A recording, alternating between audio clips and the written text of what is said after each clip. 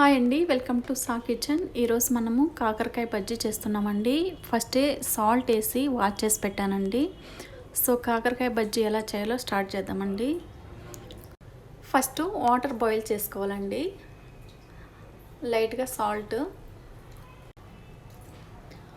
Next కాకరకాయ add చేస్తున్నానండి. కాకరకాయ అంతా కూడా యాడ్ చేసిన తర్వాత జస్ట్ ఒక 10 మినిట్స్ బాయిల్ చేసుకుంటే సరిపోతుందండి. నెక్స్ట్ శనగపిండి అండి, 5 టేబుల్ స్పూన్ శనగపిండి అండి.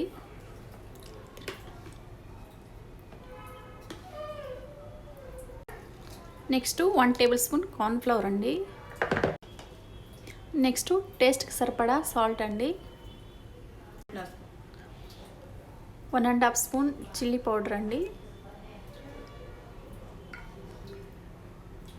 ఒక చిటికెడంతా సోడా పొడి అండి. నెక్స్ట్ వాటర్ లైట్గా యాడ్ చేసుకుంటూ అవి అంతా కూడా బాగా మిక్స్ చేసుకోవాలండి కలిసేటట్టు.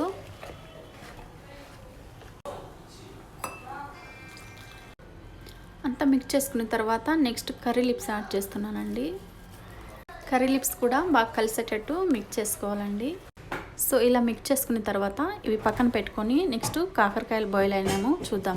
సో 10 మినిట్స్ తర్వాత కాకరకాయ అంతా కూడా బాయిల్ అయిందండి. నెక్స్ట్ వేరే బౌల్లోకి ట్రాన్స్ఫర్ చేసుకుందామండి.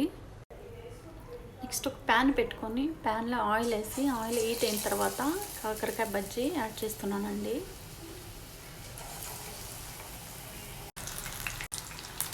నెక్స్ట్ మెల్లగా 1 బై 1 ఇలా టర్న్ చేసుకుంటూ ఫ్రై చేసుకోవాలండి. చూడండి, కాకరకాయ బజ్జీ అంతా కూడా ఇలా గోల్డ్ కలర్ వచ్చేంత వరకు అన్నీ కొన్నిగా వేసుకొని ఫ్రై చేసుకోవాలండి.